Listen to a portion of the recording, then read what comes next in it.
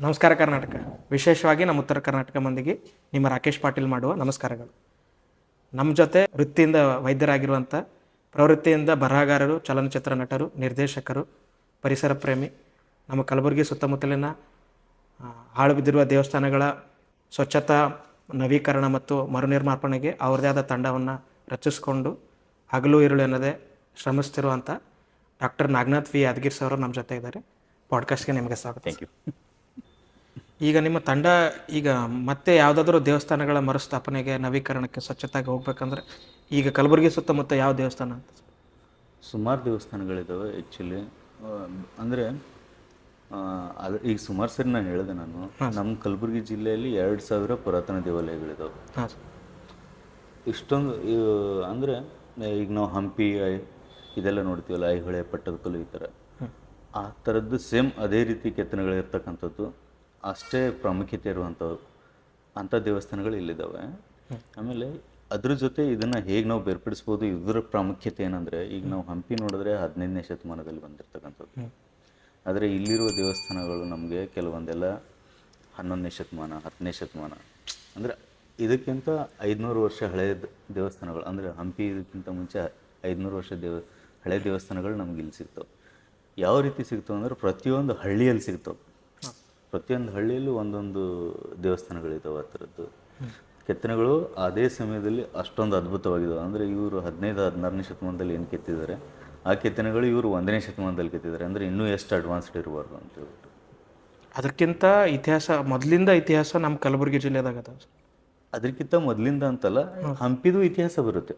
ಈಗ ಹಂಪಿದು ವಿಜಯ ವಿಠಲ ದೇವರ ದೇವಸ್ಥಾನ ಏನಿದೆಯಲ್ಲ, ನಾವು ಹೋಗಿದಾಗ ಅದರಲ್ಲಿ ಗರ್ಭಗುಡಿ ಬಂದುಬಿಟ್ಟು ಮೊದಲು ಅದು ಒಂದು ಉದ್ಭವ ಮೂರ್ತಿ ಅಂತ ಹೇಳ್ತೀವಿ. ಫಸ್ಟ್ ಅದ್ರದ್ದು ನಾವು ತ್ರೇತಾಯುಗ ಪುರಾಣ ಕಾಲದಲ್ಲಿ ಹೋದಾಗ ಅದ್ರ ಸ್ಟೋರಿ ಅಲ್ಲಿ ಬರುತ್ತೆ. ಅದಾದಮೇಲೆ ಅದನ್ನು ಒಬ್ಬ ರಾಜ ಕಟ್ಟಿಸ್ತಾನೆ. ಅದು ರಾಜ ಯಾವಾಗ ಕಟ್ಟಿಸ್ತಾನೆ ಅಂತ ಯೋಚನೆ ಮಾಡಿದಾಗ ಚಾಲುಕ್ಯರು ಬರ್ತದೆ. ಫಿಫ್ತ್ ಇದರಲ್ಲಿ 5th ಸೆಂಚುರಿ ಆ ಟೈಮಲ್ಲಿ ಒಬ್ಬರು ಕಟ್ತಾರೆ. ಅದಾದಮೇಲೆ ಇನ್ನೊಂದು ಚೂರು ಆವಾಗ ಹೆಂಗಿರುತ್ತೆ ಅಂದರೆ ಬರೀ ಪ್ಲೇನ್ ಗೋಡೆಗಳಿರ್ತವೆ. ಆಮೇಲೆ ಅದು ಯಾವಾಗಾದ್ರೂ ನೋಡಿ, ಅಥವಾ ನಾನು ನಿಮ್ಗೆ ಅದು ವಿಡಿಯೋ ಶೇರ್ ಮಾಡ್ತೀನಿ, ನಾನು ವಿಡಿಯೋ ಮಾಡಿರೋದಿದೆ. ಗರ್ಭಗುಡಿ ಆದ ತಕ್ಷಣ ಒಂದು ಚೂರು ಮುಂದೆ ಇನ್ನೊಬ್ಬ ರಾಜ ಬರ್ತಾನೆ. ರಾಷ್ಟ್ರಕೂಟರ ಸಮಯದಲ್ಲಿ ಒಂದು ಚೂರು ಜಾಸ್ತಿ ಕೆತ್ತನೆಗಳು, ಸ್ವಲ್ಪ ಡೆಕೋರೇಟಿವ್ ಗೋಡೆಗಳು, ಅದೆಲ್ಲ ಇರ್ತದೆ.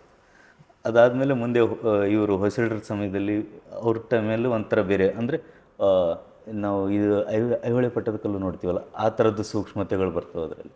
ಆಮೇಲೆ ವಿಜಯನಗರ ಸಾಮ್ರಾಜ್ಯ ಟೈಮಲ್ಲಿ ಮುಂದೆ ಫುಲ್ಲು ಮಂಟಪ, ಅದೆಲ್ಲ ಅದ್ಭುತವಾಗಿ ಕಾಣಿಸುತ್ತೆ. ಅಂದರೆ ಆವಾಗಿಂದ 1ನೇ ಶತಮಾನ, 3ನೇ 4ನೇ ಶತಮಾನದಿಂದ ಹಿಡ್ಕೊಂಡು 15ನೇ ಶತಮಾನವರೆಗೂ ಬರುವ ಎಲ್ಲ ರಾಜರುಗಳು ಹೇಗಿದ್ದರು ಅಂದರೆ, ದೇವಸ್ಥಾನವನ್ನು ಉಳಿಸಿ ಬೆಳೆಸ್ಕೊಂಡು ಬರ್ತವಂಥವ್ರು ಇದ್ದರು. ಈ 15ನೇ ಶತಮಾನದ ಮೇಲೆ ಅದ್ರ ಮೇಲೆ ಏನು ದಾಳಿ ಆಗುತ್ತಲ್ಲ, ಸತತ 3 ತಿಂಗಳು ಅದನ್ನು ಡೆಮೊಲಿಷ್ ಮಾಡೋದಕ್ಕೆ ಶುರು ಮಾಡ್ತಾರೆ. ಅಂದರೆ ಈಗ ನಾವು ಗುಲ್ಬರ್ಗ ಚೆನ್ನಾಗಿದೆಯಾ, ಹಂಪಿ ಚೆನ್ನಾಗಿದೆಯಾ ಅಂತ ಮಾತಾಡೋದಲ್ಲ. ಇಲ್ಲಿ ರಾಜರು ಅವರೇ ಇದ್ದರು, ಚಾಲುಕ್ಯರು, ರಾಷ್ಟ್ರಕೂಟರು ಇವರೇ ಇದ್ದರು. ಆ ಸಮಯದಲ್ಲಿ ಅಲ್ಲೂ ಅವರೇ ಇದ್ದರು. ಅಲ್ಲಿ ಕಟ್ಟಿಸುವಾಗಲೇ ಇಲ್ಲೂ ಕಟ್ಟಿಸಿದ್ದಾರೆ. ಬ್ಯಾಡ್ ಲಕ್ ಏನಂದರೆ, ಈಗ ರಾಷ್ಟ್ರಕೂಟರು ಇಲ್ಲೇ ಕಲಬುರಗಿ ರಾಜರವರು. ಇದೆಲ್ಲ ನಮ್ಮ ನಾರ್ತ್ ಕರ್ನಾಟಕದಲ್ಲಿ ಬರುತ್ತೆ. ಹಂಪಿ ಆದರೂ ಇಲ್ಲೇ ಬರುತ್ತೆ, ಇದು ಇಲ್ಲೇ ಬರುತ್ತೆ. ಬ್ಯಾಡ್ ಲಕ್ ಏನಂದರೆ, ಅದು ವರ್ಲ್ಡ್ ಹೆರಿಟೇಜ್ ಇದಾಗಿಬಿಟ್ಟು ಯುನೆಸ್ಕೋ ಕಣ್ಣಿಗೆ ಬಿದ್ದು ಅದು ಡೆವಲಪ್ ಆಗೋಕ್ಕೆ ಶುರುವಾಯಿತು.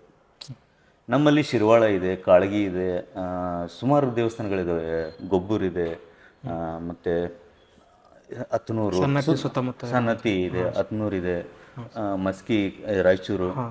ಅಂದರೆ ಇವು ಮಸ್ಕಿಯಲ್ಲಂತೂ ನಿಮಗೆ ಫುಲ್ ಯಾವಾಗಿಂದ ಬರುತ್ತಂದರೆ,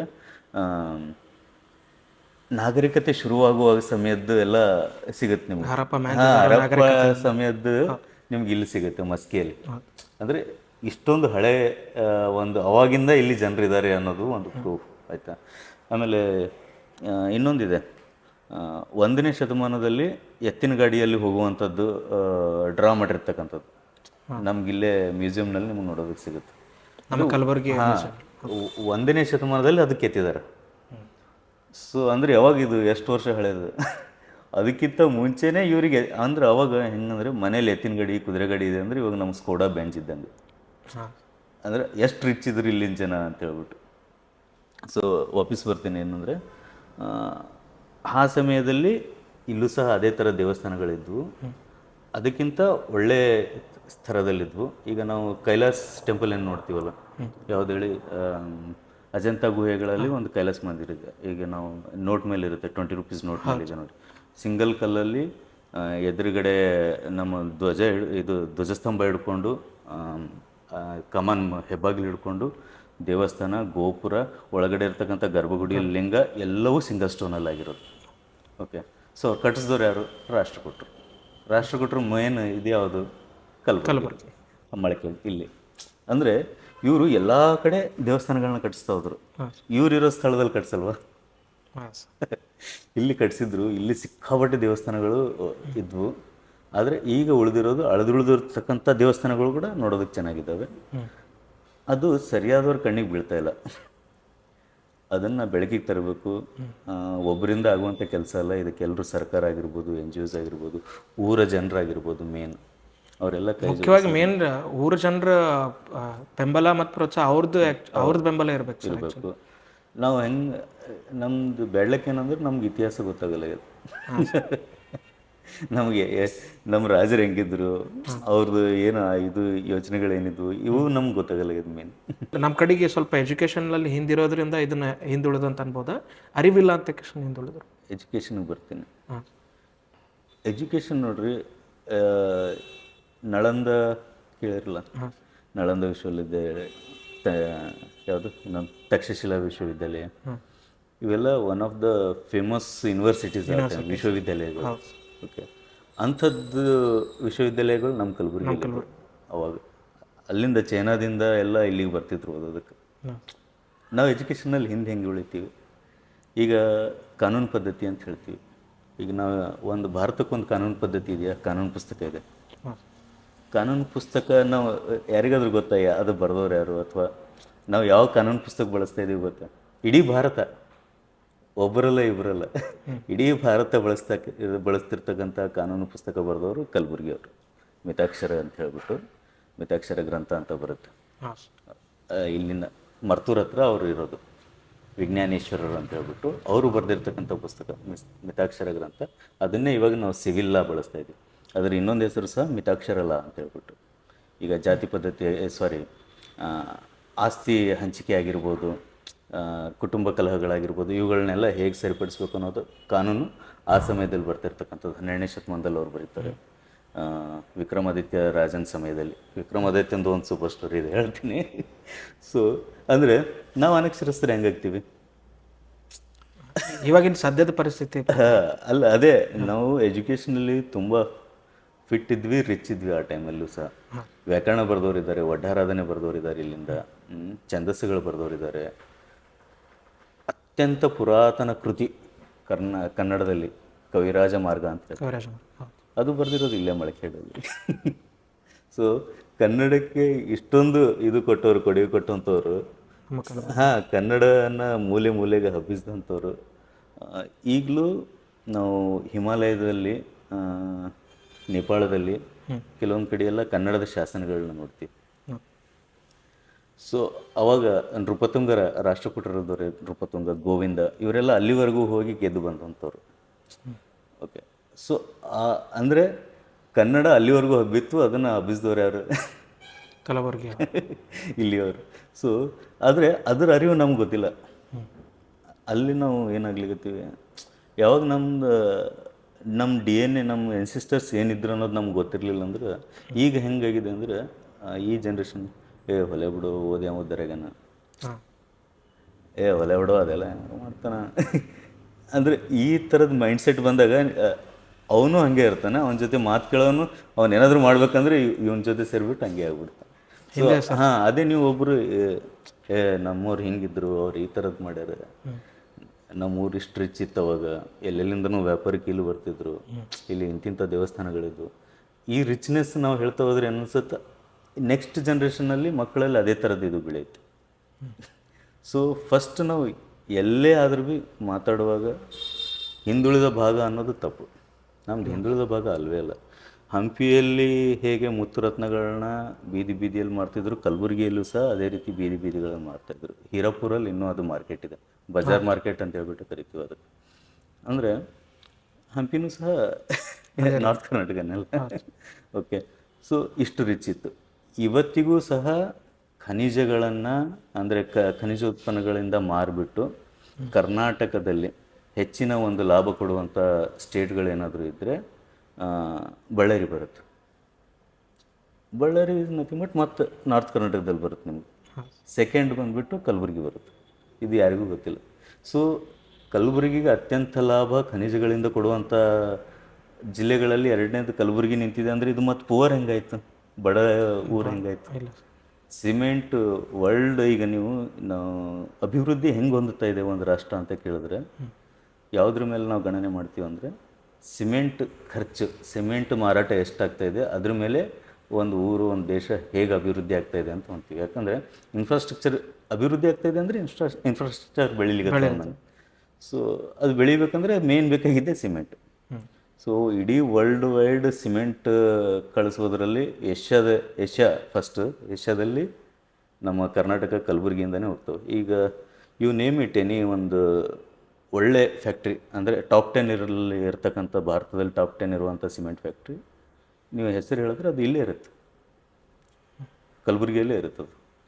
ಮಳಖೇಡ್, ವಾಡಿ, ಶಾಬಾದ್ ಇಲ್ಲೇ ಇರ್ತದೆ. ಸೊ ಪ್ರಾಬ್ಲಮ್ ಏನಾಗ್ಲಿಕ್ಕತ್ತದ ಅಂದರೆ ಇದನ್ನೆಲ್ಲ ಹೊರಗೆ ಹೇಳೋಕ್ಕಾಗಲ್ಲ ಇದು ಜನರಿಗೆ, ಇದ್ರ ಬಗ್ಗೆ ಜನರಿಗೆ ಗೊತ್ತಾಗಲ್ಲ ನಾವು ಏನು ಕೊಡ್ಲಿಕ್ಕತ್ತೀವಿ ಅಂತ ಹೇಳಿ. ಆ್ಯಂಡ್ ಕಲಬುರಗಿ ಜನರಿಗೆ ಕಲಬುರಗಿ ಜನರಲ್ಲಿ ಮಾಹಿತಿ ಕೊರತೆ ಅದ ಸರ್, ನಮ್ಮ ಇತಿಹಾಸದ ಬಗ್ಗೆ ಭಾಳ ಮಾಹಿತಿ ಕೊರತೆ. ಇದು ಹೆಂಗೆ ಹೇಳ್ಬೋದು ಅಂದರೆ ಈಗ ಒಂದು ಮನೆಯಲ್ಲಿ ಒಂದು 4-5 ಮಕ್ಕಳು ಇರ್ತವೆ. ಅವ್ರ ಮನೆಗೆ ರಿಲೇಟಿವ್ಸು ಅವ್ರ ಪಾಪನ ಫ್ರೆಂಡ್ಸು ಯಾರೋ ಬರ್ತಾರೆ. ಬಂದಾಗ ಮಾತಾಡ್ಕೋತ ಅವ್ರು ಕೇಳ್ತಾರೆ ಏನು ಮಾಡ್ಲತ್ತಾರೆ ನಿಮ್ಮ ಮಕ್ಕಳು. ಅವ ಹೇಳ್ಕೊತ ಹೋಗ್ತಾನೆ, ಇವ ದೊಡ್ಡವನ್ರಿ ಇಂಜಿನಿಯರ್ ಮಾಡ್ಯಾನ, ಇಲ್ಲಿ ಕೆಲಸ ಸೋ ಕಂಪ್ನಿ ಒಳಗೆ ಕೆಲಸ ಮಾಡ್ತಾನೆ. ಇವ 2ನೇದವನ್ರಿ ಡಾಕ್ಟ್ರಾಗೇನ ಕೆಲಸ ಮಾಡ್ತಾನೆ. ಇವ 3ನೇದವ್ ನೋಡ್ರಿ ಗೌರ್ಮೆಂಟ್ ಎಂಪ್ಲಾಯನ. 4ನೇದವನ್ರಿ ಇಲ್ಲಿ ಇರಲ್ರಿ, ಅವ ಫಾರಿನ್ನಾಗ ಇರ್ತಾನೆ, ಬೆಂಗಳೂರಿನಾಗ ಇರ್ತಾನೆ. 5ನೇದು ಬರೋಣ, ಇದು ಕೆಟ್ಟ ದಡ್ಡದರಿ, ಓದಲ್ಲ ಬಿಡಲ್ಲ, ಬರೇ ಓಡಾಳನ ರೀ. ಫಸ್ಟಿಗೆ ಇಂಟ್ರೊಡಕ್ಷನ್ನೇ ಹಂಗೆ ಒಂದು.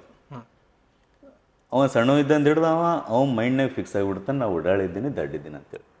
ಅವನಿಗೆ 10 ಸರ್ತಿ ಅವನಿಗೆ ಇಂಟ್ರೊಡ್ಯೂಸ್ ಹಾಗೆ ಮಾಡಿಕೊಟ್ರು. ಸೊ ನಮಗೆ 1000 ಸರ್ತಿ ಇಂಟ್ರೊಡ್ಯೂಸ್ ಮಾಡಿಕೊಟ್ರೆ ಏನಂದ್ರೆ ಇವ್ರು ಹಿಂದುಳಿದ ಇವ್ರು ಯಾವಾಗಲೂ ಹಿಂಗೆ ಇರ್ತಾರೆ. ನಮ್ಮ ಮೈಂಡ್ನಾಗೂ ಅದು ಒಂದು ಇನ್ಫೀರಿಯಾರಿಟಿ ಫೀಲ್ ಕುಂತುಬಿಟ್ಟದು, DNA ಒಳಗೆ ಕುಂತುಬಿಟ್ಟದು. ಬ್ರಿಟಿಷರು ಭಾರತವನ್ನು ಇಂಡಿಯಾ ಮಾಡಿದ್ದೆ ಅದರ ಸಲುವಾಗಿ. ಇವ್ರದ್ದು ಫಸ್ಟ್ ಇವ್ರ ಹೆಸರು ಹೋಗಬೇಕು, ಇವ್ರದ್ದು ಎಜುಕೇಷನ್ ಸಿಸ್ಟಮ್ ಹೋಗ್ಬೇಕು. ಇಲ್ಲ ಎಜುಕೇಷನ್ ಸಿಸ್ಟಮ್ ಅಂದಾಗ ಬರ್ತೀನಿ. ಈಗ ನೋಡ್ರಿ, ನಿಮ್ಗೆ 1000 ವರ್ಷ ಹಳೇದು ದೇವಸ್ಥಾನಗಳು ಸಿಗ್ತವೆ ನೋಡ್ಲಿಕ್ಕೆ, ಕಟ್ಟಡಗಳು ಸಿಗ್ತವೆ, ಖಿಲಾಗಳು ಸಿಗ್ತವೆ, ಓಕೆ, ರಾಜಮನೆತನಗಳು ಸಿಗ್ತವೆ. ಅಂದ್ರೆ ಅಷ್ಟು 1000 ವರ್ಷ ಹಳೆ ಇರ್ತಕ್ಕಂಥವು ಇವೆಲ್ಲ ಸಿಗ್ಲಿಕ್ಕತ್ತವ ನಿಮ್ಗೆ.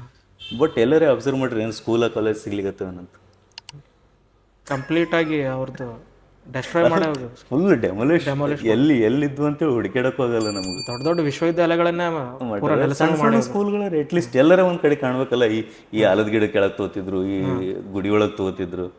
ಏನು ಅವಾಗಿನ ಹಿಡ್ದು ಅನ್ಎಜುಕೇಟೆಡ್ ಇದ್ದೀವಿ, ನಂಬಲ್ಲ ಅವಾಗಿನ ಹಿಡ್ದು ಬರಹನೇ ಇದ್ದಿದ್ದಿಲ್ಲ.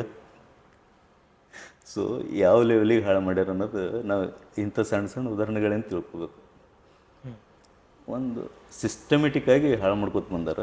ಇದು ಇನ್ನೂ ಹಿಂಗೆ ಕಂಟಿನ್ಯೂ ಆಯ್ತು ಅಂದ್ರೆ ಮುಂದೊಂದು ಯಾವುದಕ್ಕೂ ಉಳಿವಿರಲ್ಲ. ಸಂಸ್ಕೃತಿ, ಭಾಷೆ, ನಮ್ಮ ಇತಿಹಾಸ ಇವೆಲ್ಲ ಉಳಿದ್ರೆ ಒಂದು ಸಿಸ್ಟಮೆಟಿಕ್ ಆಗಿ ನಮ್ಮ ಚೈನ್ ಮುಂದೆ ಕಂಟಿನ್ಯೂ ಆಗುತ್ತೆ. ಯಾಕಂದರೆ ಇದು ಒಳ್ಳೆ ನಾಗರಿಕತೆ ಬೆಳೆಸಿರ್ತಕ್ಕಂಥ ಸುಸಂಸ್ಕೃತರಾಗಿರ್ತಕ್ಕಂಥ ದೇಶ ಇದು. ಕರ್ನಾಟಕ ಈಸ್ ಎ ದೇಶ, ಇದು ಒಂದು ರಾಜ್ಯ ಅಲ್ಲ. ಯಾಕಂದರೆ ರಾಷ್ಟ್ರಕೂಟರು ಇವರು. ರಾಷ್ಟ್ರ ಅಂದರೆ ರಾಜ್ಯ, ಆ್ಯಕ್ಚುಲಿ ಒಬ್ಬ ರಾಜ ಆಳುವಂಥ ಪ್ರದೇಶವನ್ನು ರಾಷ್ಟ್ರ ಅಂತ ಕರಿತೀವಿ ನಾವು. ಓಕೆ, ಈಗ USA ಇವೆಲ್ಲ ಬಂದವು. UK ಅಂದರೆ United Kingdom, United States of America, ಈ ಥರ ಬಂದವು. ಇವರು ಆ ಸಮಯದಲ್ಲೇ, ಅವಾಗ 4ನೇ 5ನೇ ಶತಮಾನದ ಸಮಯದಲ್ಲೇ ಏನು ಮಾಡಿದ್ದಾರೆ, ಎಲ್ಲ ರಾಷ್ಟ್ರಗಳನ್ನು ಒಂದುಗೂಡಿಸಿ ಒಕ್ಕೂಟ, ಯುನೈಟೆಡ್ ಅವಾಗಲೇ ಮಾಡ್ಯಾರ, ರಾಷ್ಟ್ರಕೂಟ ಅಂತ ಹೇಳಿ ಮಾಡ್ಯಾರ. ಹೆಸರಿನಲ್ಲೇ ಎಷ್ಟು ಅರ್ಥಪೂರ್ಣ, ರಾಷ್ಟ್ರಕೂಟರು. ಇದರ ಅರ್ಥನೇ ಯಾರಿಗೂ ಗೊತ್ತಿರಲಿಲ್ಲ ಸರ್. ಇವ್ರು ರಾಜರ ರಟ್ರು ಆ್ಯಕ್ಚುಲಿ. ಬಟ್ ಇದನ್ನೆಲ್ಲ ರಾಷ್ಟ್ರಗಳನ್ನು ಏಕೀಕರಣ ಮಾಡಿ ರಾಷ್ಟ್ರಕೂಟ ಅಂತೇಳಿ ಮಾಡ್ಯಾರ. ಈಗ ನಾವು USA ಅಂತ ಓದ್ತೀವಿ. ಇದು ಪ್ರಪಂಚದಲ್ಲಿ 4 ಜನ ಫೇಮಸ್ ರಾಜ್ಯರ ಆ ಸಮಯದಲ್ಲಿ ಸಾಮ್ರಾಜ್ಯಗಳೇನಿದ್ವು ಅದರಲ್ಲಿ ಒಂದಂತೆ ಕನ್ಸಿಡರ್ ಮಾಡ್ತಿದ್ರು ರಾಷ್ಟ್ರಕೂಟವನ್ನು ಇಡೀ ಜಗತ್ತಿನಲ್ಲಿ. ಅಂದರೆ ಎಷ್ಟು ವೆಲ್ ಪ್ಲ್ಯಾನ್ಡ್ ಇದ್ರು, ಎಷ್ಟು ಕಾರ್ಪೊರೇಟಾಗಿ ಥಿಂಕ್ ಮಾಡ್ತಿದ್ರು ಅವರು ಅಂತ ಹೇಳ್ಬಿಟ್ಟು. ಹೌದು. ಸೊ ಇದು ಎಲ್ಲ ಗೊತ್ತಾಗಬೇಕು ಜನರಿಗೆ. ಇದು ಮೇನ್ ಒರಿಜಿನ್ ಎಲ್ಲಿಂದ ಬಂದದ್ದು ಅದು ಗೊತ್ತಾಗಬೇಕು. ನಾವು ಇಲ್ಲಿ ಆ ಒರಿಜಿನಲ್ ವಾಸಿಸುವಂಥವ್ರು ನಮಗೆ ನಾವು ಫೀಲ್ ಮಾಡ್ಕೋಬೇಕು ಫಸ್ಟ್. ಮೊದಲು ಅದು ಹೆಮ್ಮೆ ಪಡ್ಲಿಕ್ಕೆ ಅದು ವಿಷಯನೇ ಕೊರತೆ ಅದ ಸರ್ ನಮ್ಮ ಹತ್ರ. ಈಗ ವಿಷಯ ಗೊತ್ತಾದ್ಮೇಲೆ ನಾವು ಹೆಮ್ಮೆ ಪಡ್ಬೇಕಲ್ಲ ಸರ್. ನಮ್ದು ಆನ್ಸಿಸ್ಟರ್ ನಮಗೆ ಹಿಂದೆ ನಮ್ದು ತಾತ ಮುತ್ತಾತದವ್ರು ನಮಗೆ ಏನ್ರಿ ಅದ್ರ ಬಗ್ಗೆ ಹೇಳಿದ್ರು ಅಂತಂದ್ರೆ ನಮಗೆ ಗೊತ್ತಿರ್ತೈತೆ. ಗೊತ್ತಿತ್ತು. ಅದೇ ಹೇಳೋರು ಇವ ದಡ್ಡನ ರೀ, ಉಡಾಳನ ರೀ, ಕೆಟ್ಟ ಹೊರಟವರಿ ಇವು ಅಂತೇಳಿ. ಕಲಬುರಗಿ ಕೋಟೆ ಒನ್ ಆಫ್ ದಿ ರಿಚೆಸ್ಟ್ ನಮ್ಮ ಕಲಬುರಗಿ ಭಾಗದಾಗ. ಆ ಕೋಟೆ ಯಾಕೆ ಸ್ವಚ್ಛತೆ ಬಗ್ಗೆ ಯಾರು ಅದ್ರ ಬಗ್ಗೆ ಕ್ರಮ ತಗೋಬೇಕು? ಆಲ್ಮೋಸ್ಟ್ ನಾನು ಸಣ್ಣ ಇದ್ದಂದು ಹಿಡ್ದು ಇವತ್ತಿನ ತನಕ ನೋಡಿದ್ರೆ ಕಲಬುರಗಿ ಕೋಟೆ ಭಾಳಷ್ಟು ಚಂದ ಅಂದ್ರೆ ಡೆವಲಪ್ ಮಾಡ್ಯಾರ. ಮೊದಲಿನ ಇವಾಗ ಒಂದು ಮೊದಲೆಲ್ಲ ಸಿಕ್ಕಾಬಟ್ಟೆ ಗೋಡೆಗಳು ಬಿದ್ದೋಗಿದ್ವು, ಅದನ್ನೆಲ್ಲ ಕಟ್ಟ್ಯಾರ. ಅಗೇನ್ ಇಲ್ಲಿ ಮತ್ತೆ ಬಂದ್ಬಿಟ್ಟು ಅದೇ ನೋಡ್ರಿ, ಈಗ ನೀವು ಕೇಳ್ದಂಗೆ ಯಾಕಾಗಲ್ಲ ಅಂದ್ರೆ ನಾವು ಊರವ್ರು ನಾವೇ ಸರಿಯಾಗಿಲ್ಲ. ನಮ್ಗೆ ಬೇಕಾಗಿಲ್ಲ ಅದಕ್ಕಿಲ್ಲ, ನಮ್ಗೆ ಉಳಿಸ್ಕೊಳ್ಳೋದಿಲ್ಲ ಅದನ್ನು. ಅದಕ್ಕೆ ಅದೇ ಒಳಗಿರೋ ದೇವಸ್ಥಾನದ ಬಗ್ಗೆ ಸರ್. ಒಳಗಿರೋ ದೇವಸ್ಥಾನದ್ದು ಸ್ವಯಂಭೂ ಸೋಮೇಶ್ವರ ದೇವಸ್ಥಾನ ಅಂತ ಹೇಳ್ತೀವಿ. ಅದರದ್ದು ಫಸ್ಟ್ ಬಂದ್ಬಿಟ್ಟು ನಾಗನಹಳ್ಳಿಯಲ್ಲಿ ಒಂದು ನಾಗಲಿಂಗೇಶ್ವರ ದೇವಸ್ಥಾನ ಅಂತ ಬರುತ್ತೆ.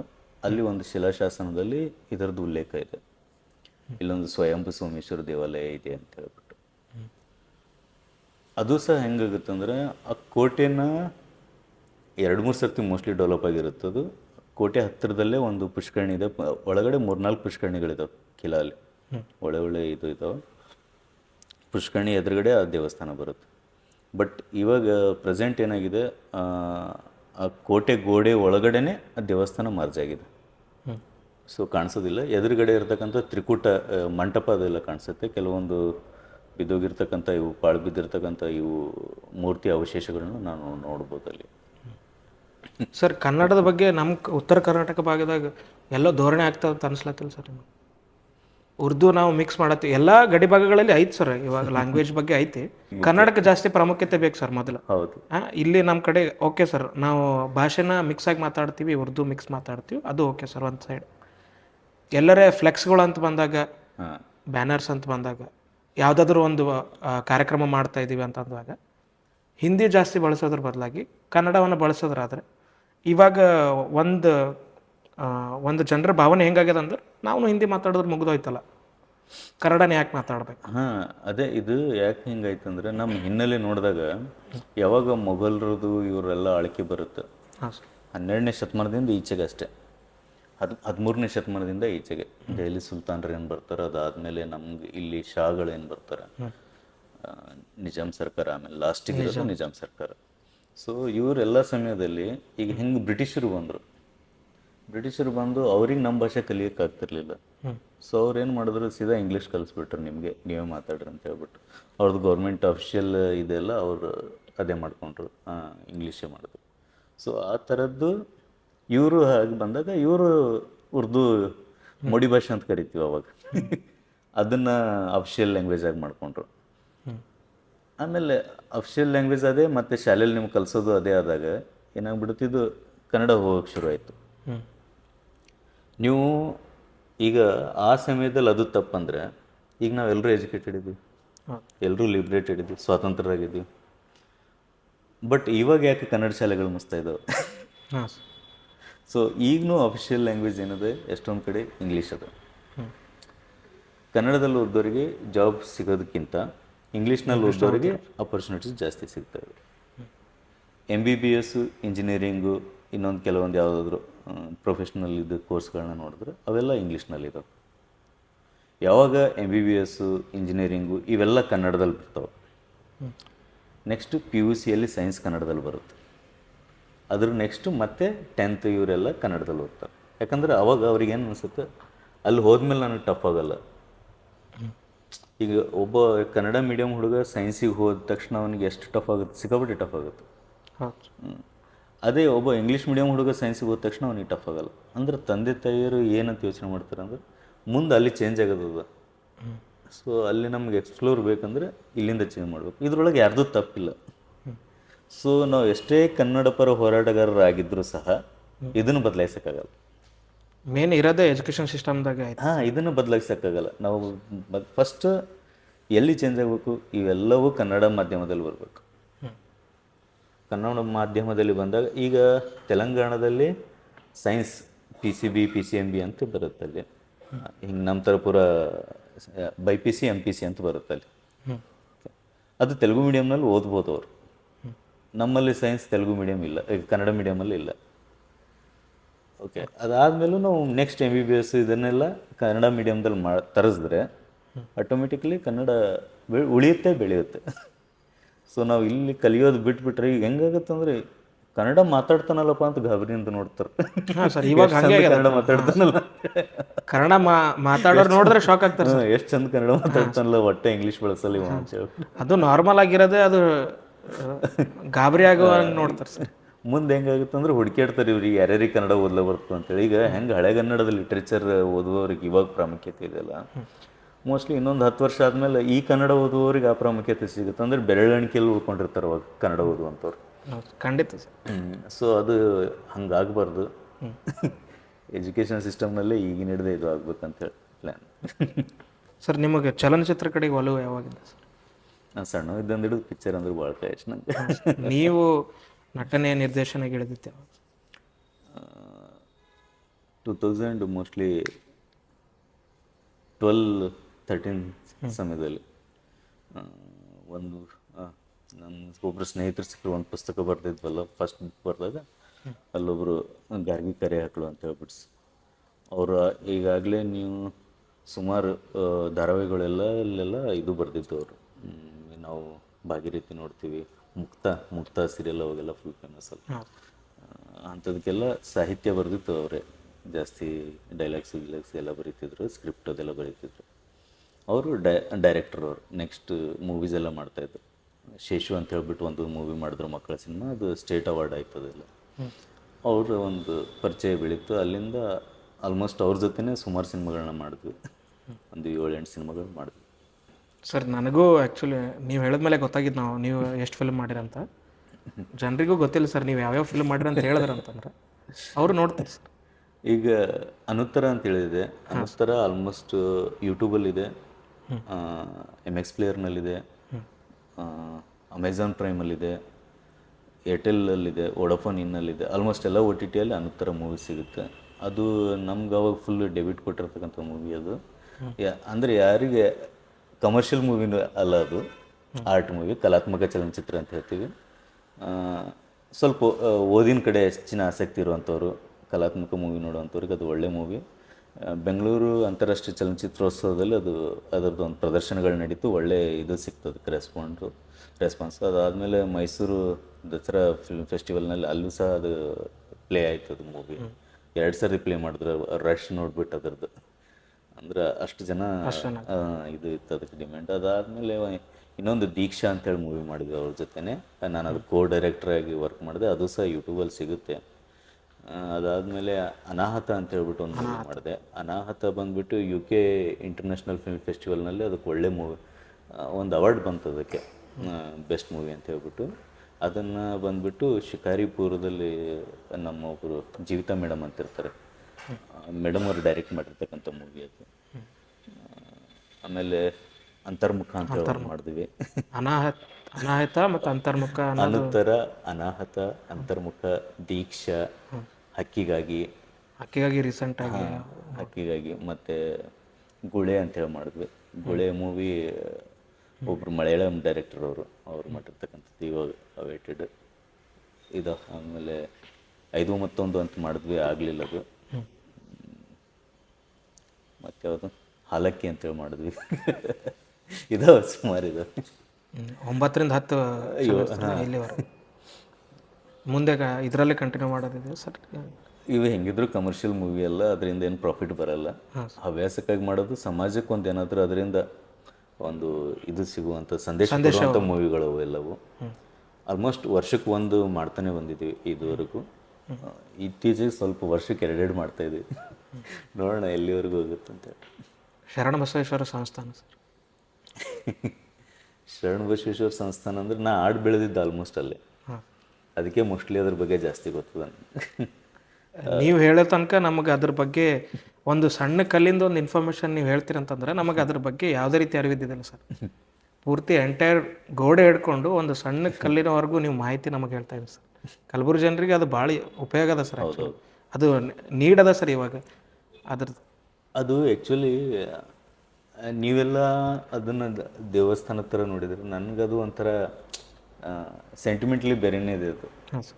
ನನಗದು ಒಂದೊಂದು ಸರ್ತಿ ಹೆಂಗಂದ್ರೆ ಈಗ ನೀವು ಹೇಳಿದ್ರಲ್ಲ ಕನ್ನಡ ಪರ ಹೋರಾಟಗಾರರು, ಕನ್ನಡ ಉಳಿಸಿರ್ತಕ್ಕಂಥ ಸ್ಥಳ ಅದು, ಸ್ವಾತಂತ್ರ್ಯ ಉಳಿಸಿರ್ತಕ್ಕಂಥ ಸ್ಥಳ ಅದು, ಸ್ವಾತಂತ್ರ್ಯ ಹೋರಾಟಗಾರರ ಪ್ಲೇಸ್ ಅದು. ನನಗೆ ಅದ್ರ ಜೊತೆಗೆ ಒಬ್ಬ ಮನುಷ್ಯ ಎಷ್ಟು ಸರಳವಾಗಿ ಬದುಕ್ಬೋದು ಅಂತ ಹೇಳ್ಕೊಡೋದಕ್ಕೆ ಒಂದು ಸ್ಥಾನ ಅದು.